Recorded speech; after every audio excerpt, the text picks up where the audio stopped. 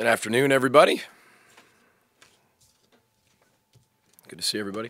Opening statement will be a little bit different today. A lot of you already know Nick Conley, former player on our team last year, a redshirt freshman last year, who stopped playing football for some concussions and some head injuries, things like that. He was diagnosed with cancer. Found out about a month ago, 5 weeks ago, somewhere around there. I was told to kind of keep it quiet until the family is ready to be able to bring that out. And a lot of our teammates knew, but it's hard to be able to keep that quiet. His dad obviously sent out a tweet, and I think everybody now knows that. So just want to make sure everybody knows, from our family to theirs, from our football family, from our university, from our state, that we're rolling with Nick. And his thoughts, or our thoughts and prayers, are with him and his family as he continues to fight. Anytime you have cancer, it's one of those battles that none of us want a family member to have or go through personally. But he's got incredible resolve, and he's a wonderful human being. So I know he's got a lot of teammates praying for him and supporting him. So just wanted to start with that, and and make sure that we all have humble hearts that way, and extend our condolences to his family. So with that said, we'll get into some questions. PJ, what stood out from the 2017 game against Maryland, and what sort of things can you take from that? Well, when you're watching the game from last year as a head coach, you're looking at things that you didn't necessarily do well. The 4th down and 11 on defense, the dropped interception. I can go on and on about all those different mistakes we made. Offensively, the two interceptions, the one tipped off Ty's hands, gets picked. You can go on and on. We had our opportunities. The big thing was it was a very opportunistic game for us to be able to take advantage of, and we didn't. But that was kind of the story of a lot of our close games last year. So it wasn't any different from a lot of those other ones in terms we wanted to win, but we didn't refuse to lose. And but they're a very good football team. They've got the majority of their guys back on offense and defense, and they've added a bunch of really, really talented football players. This is a very skillful football team with players everywhere, littered offense, defense, special teams. And they've done a great job recruiting. The Tidewater area, D.C. area is a wonderful recruiting ground to recruit in, and they've taken advantage of that. And they've done a really good job. So they've got some good, really talented transfers. One of their defensive ends transferred from Auburn, and he's really talented. There's a reason why he was the #1 recruit in the nation a few years ago, for a reason. So we've got to work it out for us. We've got to just be better than we were last week. We've got to be able to focus on that, and that's all we're going to continue to do. Control ourselves. A lot of firsts for this team with all the freshmen. Now you get your first road game. What kind of challenges that present with so many freshmen playing the first time on the road? Yeah, we've got to look at it as another game. We have to. With these guys, they're going to go on the road. They're going to get on an airplane. Some of these kids, this will be their second airplane ever in their entire life. Most of them have got on an airplane to come here, right, and to go through the recruiting process. That was their first. Now they're going to have another one. But it's part of the game. You've got to be able to go some other places. We just got to be able to pick our culture up and put it over there. That's it. You're just playing a game. Football field's the same, 100 yards. It's the time's around the same of when we play. It's going to be the same sun that we all play underneath. Same clouds, same blue skies. They've got to look at it that way, and that's the way I want our program to be designed. And remember, 60 out of the 113 guys on our team are freshmen. They're going through this for the first time, especially a lot of them traveling. So whatever we set now is really the belief of then down the road. And I want our team to be able to play anywhere.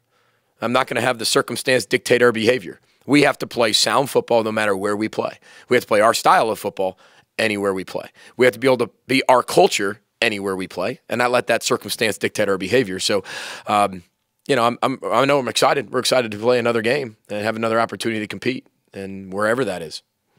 How have you seen that level stay the same as the opponents have changed this year? From Fresno, where it's a 10-win team, to Miami that maybe doesn't have a lot of expectations. How have you guys kept your status quo given the opponent? It's a coaching answer, but we focused on ourselves. We talk about control yourself, you can control your opponent. When you don't control yourself, your opponent has control of you.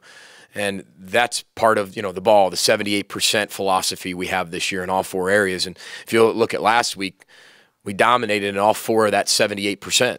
It's the reason why we won the game. And we had the best chance to win the football game. When we do those things and we execute that, we have a higher chance to win. And we know that. And so that was part of the philosophy to this race to maturity with these young kids of how to get them to believe, and also execute, focusing on themselves. What does it look like? How do you practice that way? How do you watch film that way? How do you respond on a Sunday that way? All those things come into play. And I'm really proud of the way they've come in. Remember, week 1, I told you they walked in and they said, man, I feel like we lost. What's up with this, you know? It should, every Sunday should feel like you're going to get better. It shouldn't feel like a win, or it shouldn't feel like a loss. It should feel like you're ready to get better. Big boy pants, leather vest, let's go. And we physically did that this week too, just to keep teaching them that it's a one-game season. No matter what, no matter where, it's a one-game season.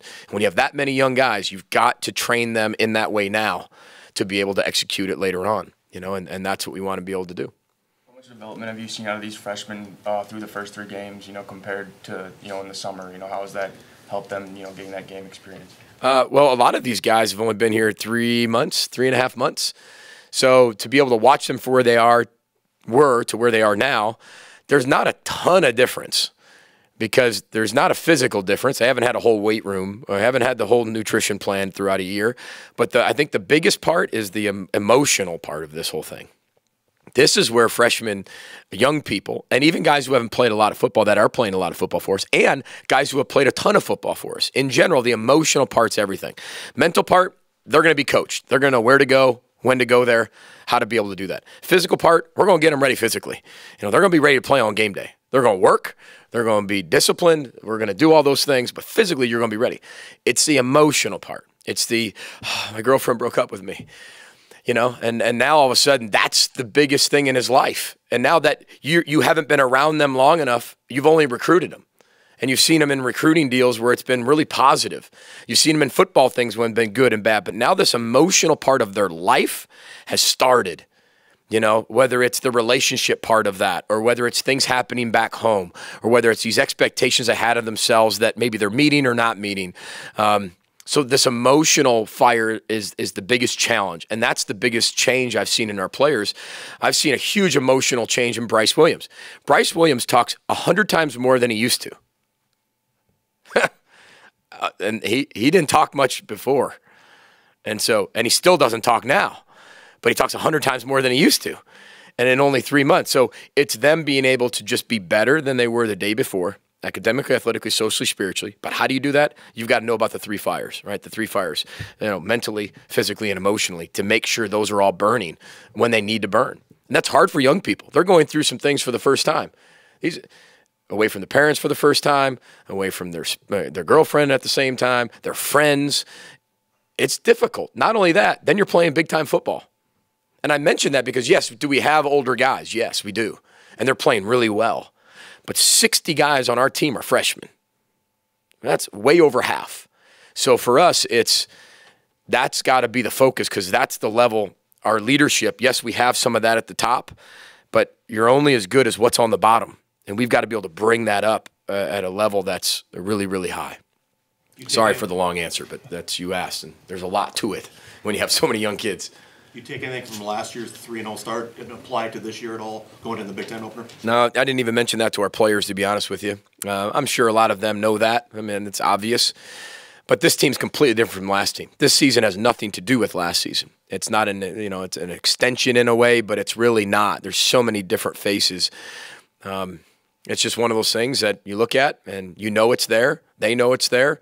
But it's completely different. It's a brand new season. This is a different team than last year. We have different challenges. We have different opportunities, different strengths, different weaknesses, different coaches, so different opponents, and it's just part of it.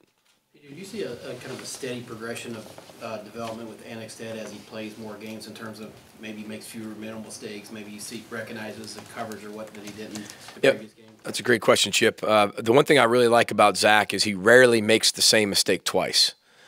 You know, that's what you look at as a coach. And when you're making decisions, you know, who to play, you know, we talk about who won the team, who won the head coach, who won the person that's got to be able to trust you. The one thing I think Zach does really well is when he does make a mistake, it's almost like he embraces failing better than most people, because when he does that, he knows how to respond to it, and he doesn't get his dauber down, and he's not, he knows he's really talented. One thing about him, he knows it. Now, he knows he's also going to fail, but he also knows that's part of the process to becoming really successful. So when he does something, he knows not to touch that part of the stove again, and he fixes it. And it's one of those things, he's a freshman. He's going to touch the stove. As much as I tell him not to touch the stove, I mean, we have a he tweaked his ankle a little bit. Why? Because he doesn't make a protection call. He'll tell you that. Well, he's not going to tell you that, but I'll tell you that. He doesn't make a protection call. I didn't do a good enough job of coaching that. Coach Rocket didn't do a good enough job of coaching that. But it's to protect himself, and it's clear as day, and he always makes the call. Well, he didn't this time. What happened? He got his ankle hurt. Well, touch the stove, see what happens. And it's based on protecting yourself first. So but he learned. And he'll joke with you after he said, I learned my lesson about that call. I'm never going to miss that call again. But he's true. That's true. He's serious about that. He won't. And he's an incredible competitor. Back at practice today, every rep. I mean, and that's what this football team needs. We need people to show, like, this is how you play the game of football. You guys have talked about the poise you've seen in him. It's the same. You saw that already in camp before he even started playing games. But is there anything you actually have learned about him, you think, through 3 games now, just seeing him? Yeah, he's still a kid. Yep, that's the one thing I've learned about him is we have such high. It's our career, it's our job, it's what you guys do. Cover him. He's a kid. The things he said to me on the sideline, which I've shared with you, like, isn't this fun? Look at him like, no, this isn't as fun as it seems to you right now. All right, but he loves the game and has fun with it. And there's no moment too big, but he's still a kid, and he's gonna make mistakes. He's going to fail. It's the only way he can grow to become the player we all know he can be, for him to fail a lot and him to fail often. And he responds better than most people I've been around to that. And, you got to give him a lot of credit because he's mature past his years. Now, we've played in 3 games. He's got a lot of work to do. We got a long way to go. Nobody's anointing him of anything right now, and he doesn't want to be anointed. He fights and competes every single day. And that's what I respect about him. How much do you appreciate the consistency at kicker with Emmett and just how reliable he's been for you? Well, first of all, Emmett Carpenter is one of the best people you ever meet in your entire life. He can kick and he can do all these things. He is one of the leaders in all of our community service, not because he has to do it, because he wants to do it. He thrives in that. He is going to make a company. He is going to make his family. He's going to make anybody who comes around him in his future better. He's going to make everybody better around him, and that's what he's continued to do. I think last year he focused a little bit too much on everybody else and then forgot a little bit about himself. Now he's been able to make sure he's right to be able to then serve everybody else. But he's been exceptional. I don't believe in knock on wood and jinxes. I don't believe in any of those things, goats on the field or anything. I don't believe on that. I'm from Chicago, for gosh sakes, and if they can break the streak, anybody can do it, right? And so. But he's just a tremendous person, and he's a great leader. He's amazing at how he takes these young people under his wing, no matter if they're ever going to kick here or not, or they're a wide receiver or a defensive back. Everybody on this football team likes Emmett Carpenter. I take that back. Everybody loves him. I'm not sure everybody, I'm not sure if they all like him, but they all love him because they respond to him when he leads, and he has their respect, and they know that he sacrifices a lot for them. And he's just a tremendous student athlete. When you think student athlete, Emmett Carpenter should come right to the top of the list. In the past year, what have you noticed in terms of Carter Coughlin's development as a pass rusher? Well, I think Marcus West has a lot to do with this. I talk to our players constantly. Greg Schiano's always taught me, as a head coach, you got to be an information gatherer. That's it. If somebody asks you about your program, that's great. You need to gather information. So I'm constantly asking our players, hey, what do you think of this guy? Or what do you think of that guy? Once in a while as a coach, like, hey, aren't you glad you have him? And then you see a natural reaction. Every one of our pass rushers love to have Marcus West on the staff. They're like, man, coach, I don't know where you found him, but thank goodness you brought him here, because I think that's having a true pass rush specialist has helped Carter take the next right step. He was always a great football player. One thing about separating yourself just as a football player, now you've got to be a technician at your position. It's one thing to be a great rush end, but how are you a great rush end, right? Are you making enough plays? Are you that much closer to the quarterback than you were last year? And how do you close that gap? Fundamentals, technique, discipline. And I think that's where you've seen that. He's really committed to that. And he's one of the hardest workers on our team. And when your best people and your best players are your hardest workers, as we said before, you've got something started. right? And then hopefully you have 113 of those at one point, and now you have something really special. But we're developing that, and Carter deserves a lot of credit, as well as Marcus West. What is the difference between a defensive line coach and a pass rush specialist? Title, well, here's what I wanted to do. When I kind of looked at I evaluated our team last year, I felt like we needed to make some changes in pass rush, and these young people, especially millennials, always want to know why. And if there's an issue, how are you going to fix it? And that's constant through their mind, because that always, on this phone, that constantly happens. If they have an issue, they can find the problem. Or if I have the problem, they can find the solution immediately, right? Well, how come I can't do that as a player? So they want that. And so when I looked at what we needed to do to improve our defense going into this year, I felt like, one, Joe Rossi is one of the best defensive line coaches I've ever been around. I mean, whether he's a coordinator, when he's a coach, he's one of the most intelligent coaches I've ever been around. He was going to coach the entire D-line. But what I really wanted was as our group, right? Rush end. That's what they are. They rush the passer. I wanted them to be able to have some type of specialist rather than just hiring a Taekwondo specialist or that type of deal in the summer, which, we do like everybody else, but I wanted to have somebody constantly where we could divide the interior guys and then obviously the outside guys. And it's kind of like when you have somebody hire or coach the corners and the safeties. It's not much difference. But to me, I thought the D-line is most important, because in our league, if you have a really good D-line and a stout D-line and you can rush the passer with 4, you can do a lot of things. Now, are we there yet? No, we're not. We've got a lot of room for improvement, but that's the thinking behind it, that I wanted to make sure our players know that if we have an issue here, that guy's going to solve it. Somehow, some way, he's going to solve it. And that's what you always want from your players, to be able to look at you as, okay, maybe we didn't do this, didn't do that, but that guy's going to fix it. And as a leader, that's what you want them to look at you as, and hopefully they do. What can you expect from Tyler Johnson this year, with different wide receiver options around him? Well, I think what that might help us as we keep getting into league play. I thought last year it was really difficult because I didn't think we had a lot of supporting cast around them. We had Shannon and Rodney. We did a lot of different things, as you remember last year, with a lot of the fly sweep motions with Shannon and Rodney on the field at the same time. Now we have some receivers that are developing within the program. Are they there yet? No. Exhibit A last week. I mean, that's an example. I mean, Ty Johnson has a tremendous game. Where's the supporting cast, right? And that's something that we showed them. It was there in the first 2 games. Why wasn't there in the 3rd game? But again, you're still looking in the eyes of these 18-year-old kids that are here, that are true freshmen or redshirt freshmen that are playing for the first time. But if we can continue to develop that supporting cast around them, it's only going to make Tyler better. But more opportunities for those young guys, they've got to earn, right? And they've got to continue to earn that from game to game. It's rare that you see Ty Johnson have 130, 140, 160, and -8. That's not how it goes. And our guys have to look at Ty and say, okay, again, that's not just the wideouts. It's everybody. But they've got to know, okay, that's what I want to look like. That's what I have to be able to do to become like that. And I think more of our guys are starting to see that and understand that, but they're going through games for the first time, not just training camp and practice. It's different when you start playing, and now you're in school for the first time, you're playing. So that's that emotional piece too, that confidence that they have in themselves, that you've got to keep building up. Ty Johnson can recover from a drop like that. I mean, some of the other guys, oh my goodness. Now everything's coming down. Their world is crumbling, because then everything else piles on top. Heather says I do that once in a while. It's one little small thing, and then boom, I throw everything in the mix, just like a big pot. Just start stirring it up into a stew. 15 games into your program here, are you where you want to be, or are you where you thought you'd be? We're exactly where I thought we'd be. Exactly. I'm not talking wins and losses. I'm saying cultural development, academically, athletically, socially, spiritually, exactly where I thought we'd be. I'll be honest, I think we're a little ahead academically. And I think that's something that I'm very proud of for our players. 3 straight semesters, the highest GPA in the program's history.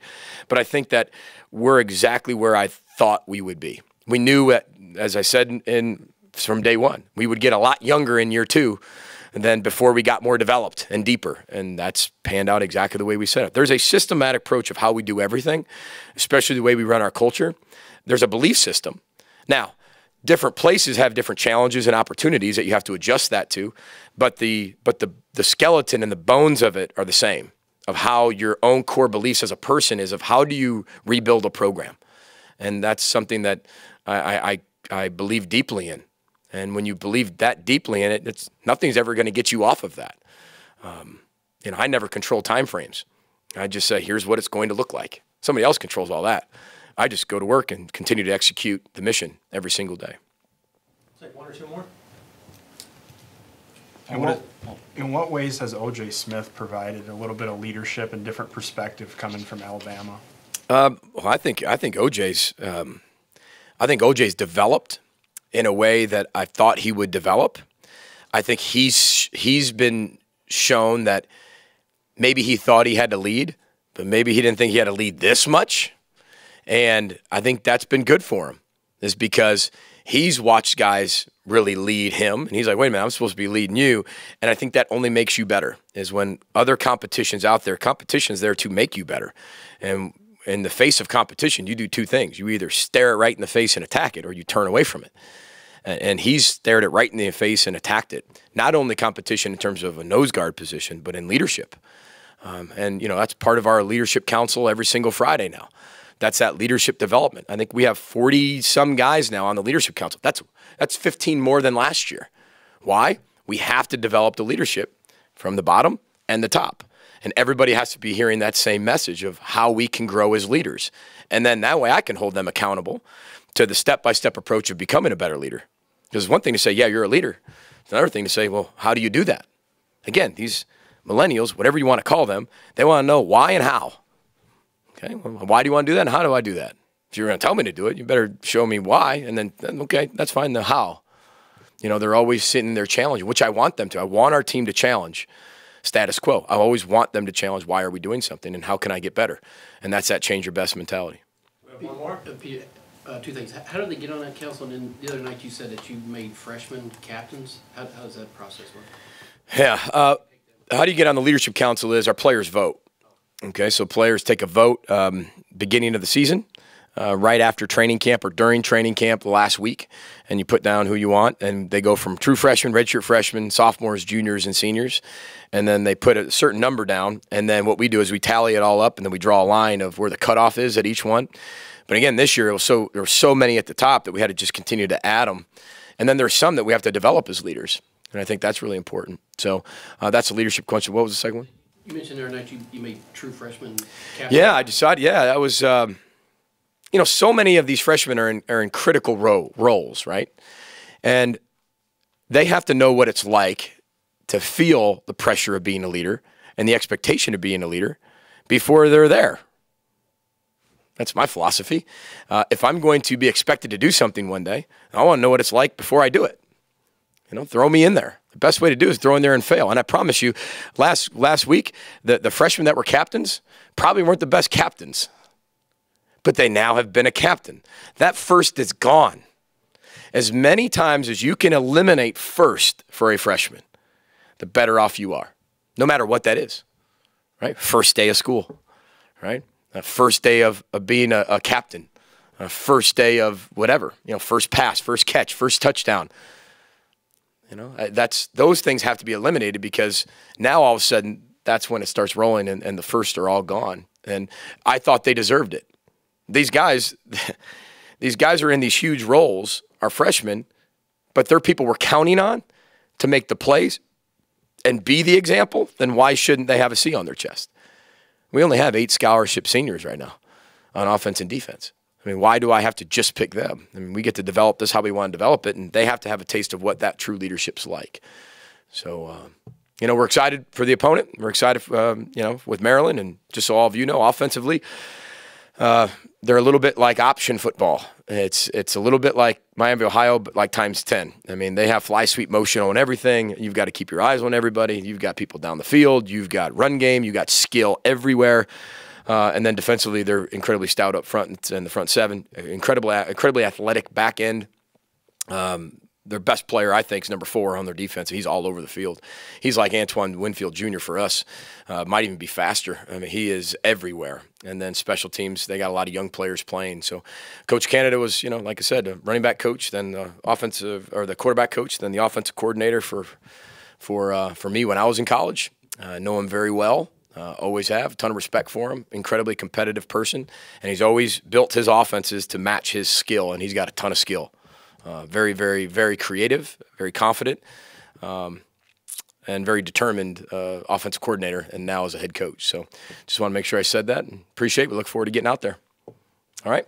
Okay. Row the boat, skate mile. Go Gophers. Thanks, everybody.